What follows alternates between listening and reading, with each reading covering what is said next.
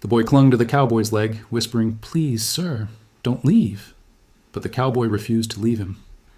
She had nothing left to give except her son, and even he was slipping away. The night Clara Weston arrived in Dust Creek, Texas, the wind was cutting through the gaps in her coat like it had a grudge against her. She had 43 cents in her pocket, a carpet bag with 2 dresses and a broken comb, and a 5-year-old boy named Samuel who hadn't spoken a full sentence in 3 weeks, not since his father walked out the front door and never came back. Samuel didn't cry when his father left. That was the part that broke Clara the most. He just stood at the window and watched the road until it got dark, then quietly walked to his little bed and pulled the blanket over his head. A 5-year-old boy who had already learned that some people just disappear. Clara had sold everything she could sell. The rocking chair her mother gave her, the good iron pot, even the small silver locket she wore on her wedding day.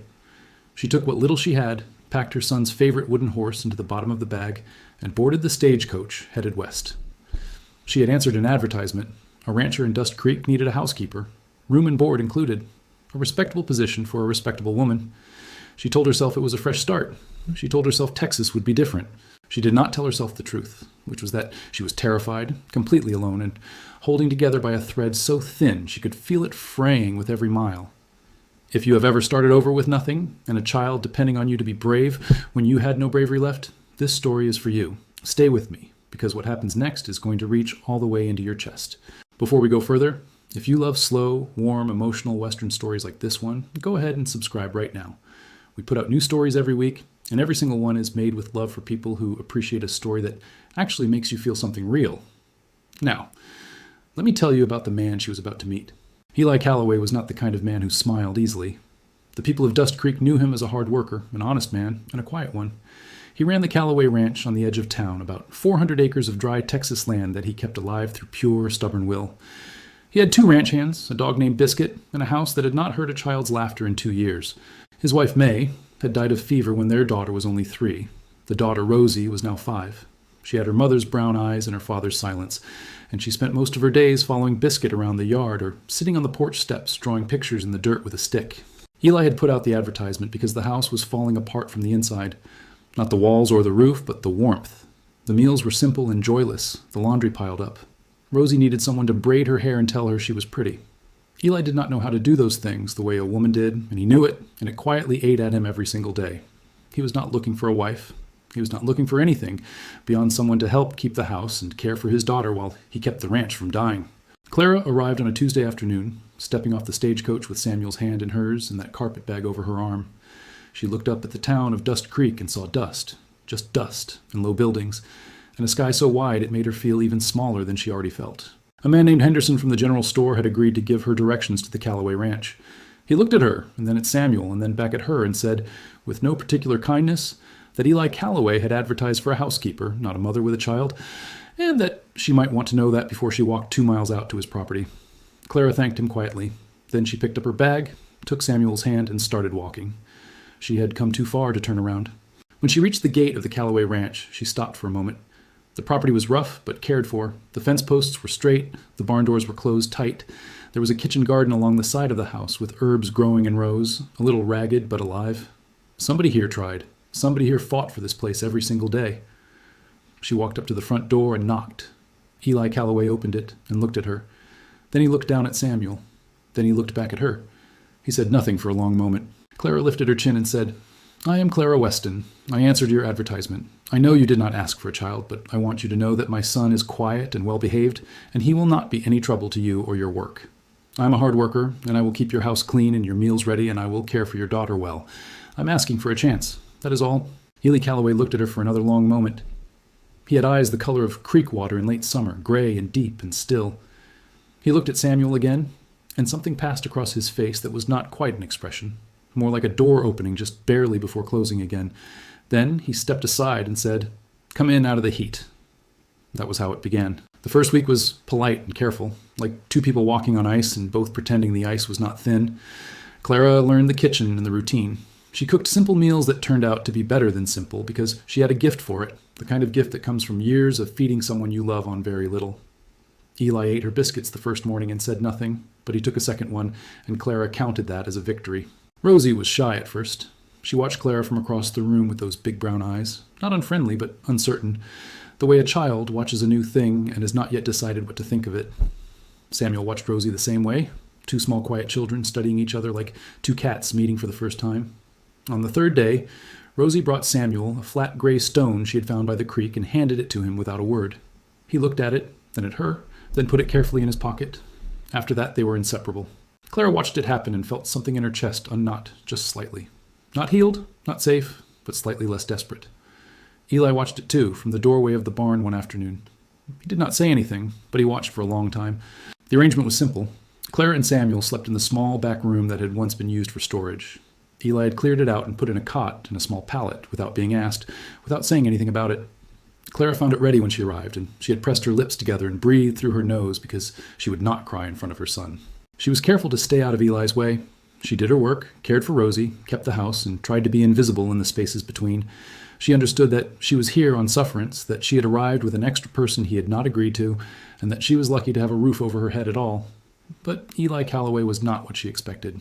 He did not speak much, but when he did, his words were always honest and never cruel. He did not treat her like a servant, though she was there to serve. He thanked her for meals without ceremony, just a quiet thank you that he clearly meant. He fixed the hinge on the back bedroom door without being asked. He left wildflowers on the kitchen table one morning, the kind that grew along the fence line, tied with a piece of twine, with no note and no explanation. And when Clara asked Rosie about it later, Rosie just shrugged and said, "Papa does that sometimes." Clara put them in a tin cup with water and set them in the window, and she did not let herself think too hard about what that meant. It was in the second week that it happened. Samuel had been following Eli around at a distance for several days. Eli would walk to the barn, and Samuel would drift along behind him at about 20 feet, pretending to look at other things. Eli would come back from the field, and Samuel would appear near the porch, crouched down, petting Biscuit, watching Eli from the corner of his eye. Eli noticed. He said nothing.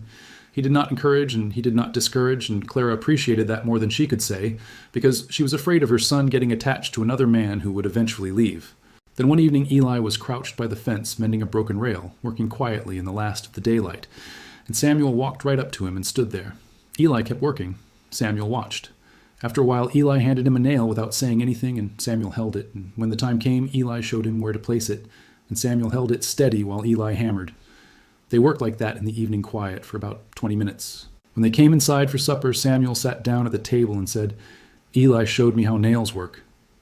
It was the most words he had spoken at one time in over a month.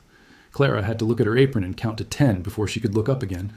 Eli looked at Samuel and said, "You did good," and went back to eating his supper. Clara counted that as the moment everything quietly changed, though she would not have been able to explain why. What she did not know, could not know yet, was that trouble was coming, the kind of trouble that does not knock before it enters. 3 weeks after Clara arrived, a man rode up to the Callaway Ranch on a Thursday afternoon. Clara was in the garden when she saw him, a broad man in a good coat, riding a horse that cost more than everything she had ever owned. He had the look of someone who made decisions about other people's lives from a comfortable distance. His name was Warren Holt. He owned the largest spread of land in the county and had been slowly purchasing or pressuring every smaller ranch in the area for 2 years. Eli's 400 acres sat right in the middle of what Holt wanted, and Holt had made 2 offers already that Eli had refused. He had come to make a 3rd offer. Clara carried the garden basket inside and kept Rosie and Samuel in the kitchen while the men talked outside. She could not hear the words, but she could see Eli's posture from the window, straight, still, unmovable. Holt left after about 15 minutes. Eli came inside, poured himself a glass of water, drank it slowly, and said, "Nothing to worry about." But that night she heard him outside on the porch long after dark, and she lay in the small back room listening to the quiet, and knowing that was not true. She did not ask. It was not her place. She told herself that over and over. Then came the night of the storm. It started around midnight, the kind of Texas storm that means business from the first rumble. Clara woke to the sound of wind against the shutters and the creak of the house, and she lay still for a moment before she heard it.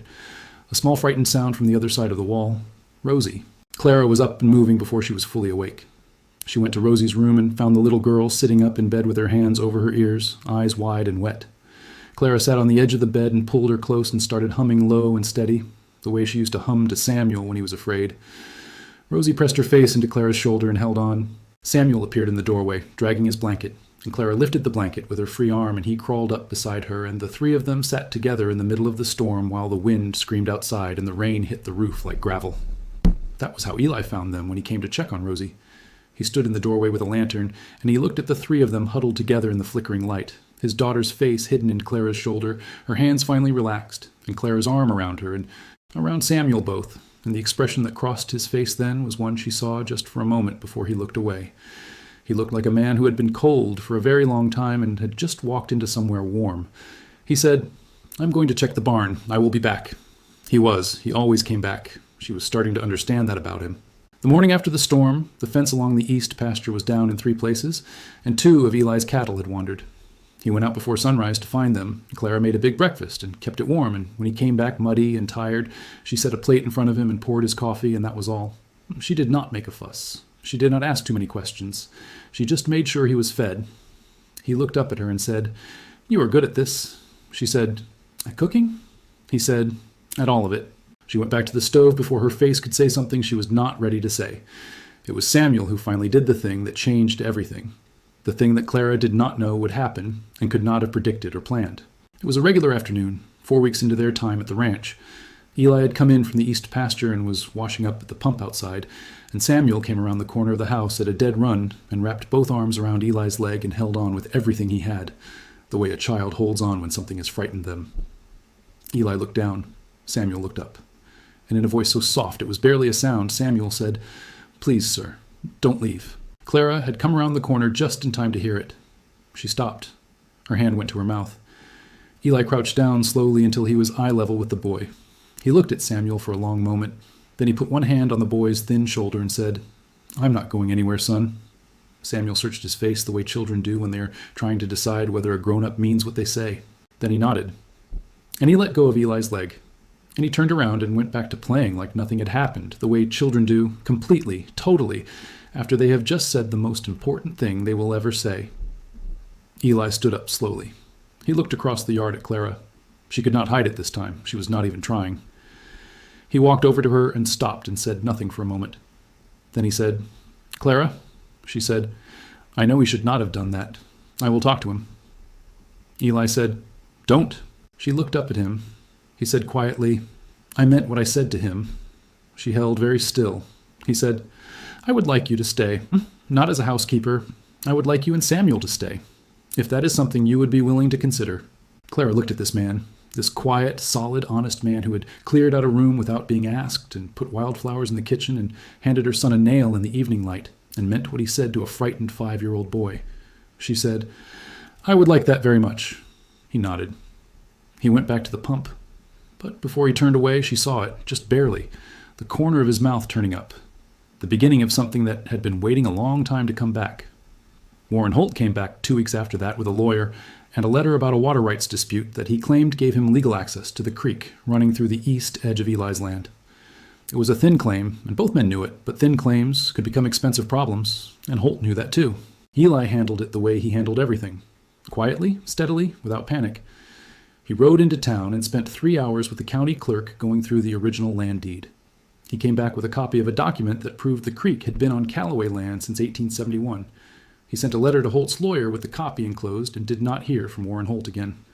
That night at supper, Samuel said, "Is the bad man going to take our house?" Eli looked at him and said, "No."